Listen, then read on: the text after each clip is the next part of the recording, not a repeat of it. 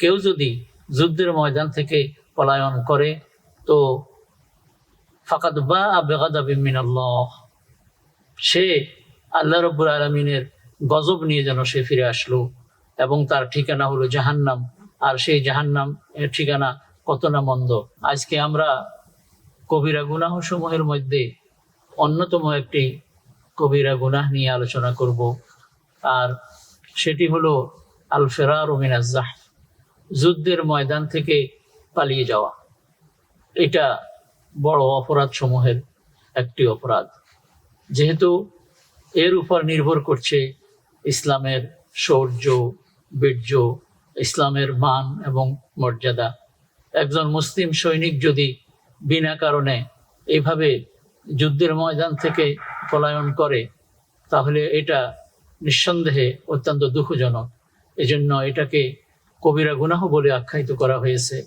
আল্লাহ রাব্বুল আলামিন পবিত্র কোরআনে ইরশাদ করেন, আউযু বিল্লাহি মিনাশ শাইতানির রাজীম, ইয়া আইয়ুহাল্লাযীনা আমানু ইযা লাকীতুমুল্লাযীনা কাফারু যাহফান ফালা তুওয়াল্লুহুমুল আদবার ওয়া মান ইউওয়াল্লিহিম ইয়াওমাইযিন দুবরাহু ইল্লা মুতাহাররিফান লিকিতালিন আও মুতাহাইয়িজান ইলা ফিআতিন ফাকাদ বাআ বিগাদাবিন মিনাল্লাহ ওয়া মাওয়াহু জাহান্নাম ওয়া বিসাল মাসীর।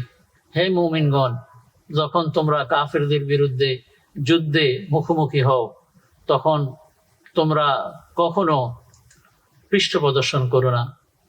যে ব্যক্তি এভাবে পৃষ্ঠ প্রদর্শন করবে, তবে হ্যাঁ, এখানে দুটি অপশন রয়েছে। সে যদি যুদ্ধ করার নিয়তেই আপাতত সামনে থেকে সরে গিয়ে নতুন কোনো ফন্দি আটার জন্য যদি করে থাকে তাহলে সেটা, অথবা সৈন্যদের সাথে মিলিত হয়ে সৈন্য সংখ্যা এবং শক্তি বৃদ্ধি করার জন্য যদি সে মিলিত হয়ে থাকে, এই দুটি পয়েন্ট ছাড়া কেউ যদি যুদ্ধের ময়দান থেকে পলায়ন করে তো ফাকাদ বাআ বিগাদাবিন মিনাল্লাহ, সে আল্লাহ রাব্বুল আলামিনের গজব নিয়ে যেন সে ফিরে আসলো, এবং তার ঠিকানা হলো জাহান্নাম। আর সেই জাহান্নাম এর ঠিকানা কত না মন্দ।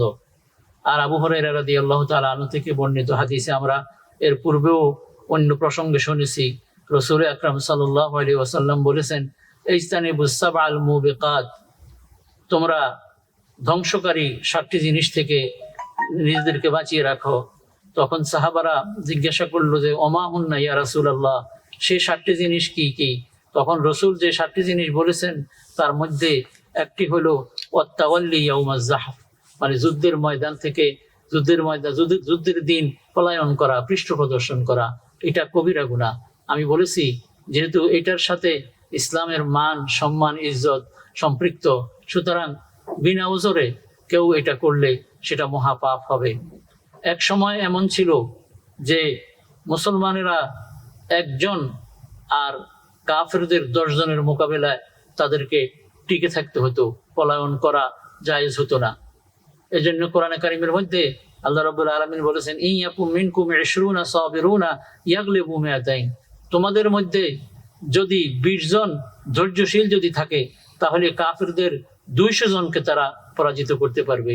এমন শক্তি এবং ঈমানি জজবা এবং সাহস তাদের মধ্যে তখন ছিল। এবং সে সময় আল্লাহ রাব্বুল আলামিন তাদের উপরে ওই আয়াতের মাধ্যমে ফরজ করে দিয়েছেন যে তারা 20 জন যেন 200 জন শত্রুর সামনে থেকে যেন পলায়ন না করে। এরপর ওই আয়াত মানসুখ হয়ে গিয়ে আরেকটি আয়াত নাজিল হয়, আল-আনা খাফফাল্লাহু আনকুম ওয়া আলিমা আন্না ফীকুম দাফা। আল্লাহ রাব্বুল আলামিন এখন তোমাদের জন্য বিষয়টিকে আরেকটু হালকা করে দিয়েছেন, এবং তিনি জানেন যে তোমাদের মধ্যে দুর্বলতা রয়েছে। ফাইয়াকুম মিনকুম মিআতুন সাবিরাতুন, তোমাদের মধ্যে যদি 100 জন ধৈর্যশীল থাকে, ইয়াগলিবু মিআতাইন, তাহলে সে 200 জনের উপরে জয়ী হবে। ওয়াইয়াকুম মিনকুম আলফুন ইয়াগলিবু আলফাইন বিইজনিল্লাহ, আর তোমাদের মধ্যে যদি 1000 জন সৈন্য থাকে তাহলে তারা আল্লাহর হুকুমে, আল্লাহর রহমতে তারা শত্রুদের 2000-এর উপরে তারা বিজয়ী হবে। আর আল্লাহ রাব্বুল আলামিন ধৈর্যশীলদের সাথে রয়েছেন।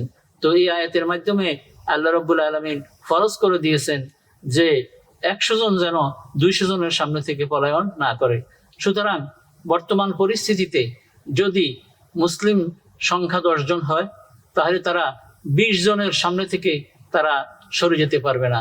তবে হ্যাঁ, শত্রু সংখ্যা যদি 20-এরও অধিক হয়, তাহলে তারা এমত অবস্থায় যদি সরে যায়, তাহলে এটা কিন্তু কোরআনের বিপরীত হবে না। আসুন, এই ইসলামের বিজয়ের জন্য যখন জেহাদের প্রয়োজন হয়, তখন যেন আমরা 10 জন হলে আমরা যেন 20 জনের সামনে থেকে পলায়ন না করি। যদি আমরা এমন করি, তাহলে এটা কবিরা গুনাহের অন্তর্ভুক্ত হয়ে যাবে। আল্লাহ রাব্বুল আলামিন আমাদেরকে বিষয়টি বুঝার এবং আমল করার তৌফিক দান করুন। আমিন। ওয়া আখিরু দাওয়ানা আনিল হামদুলিল্লাহি রাব্বিল আলামিন। ওয়াসসালামু আলাইকুম ওয়া রাহমাতুল্লাহি ওয়া বারাকাতুহু।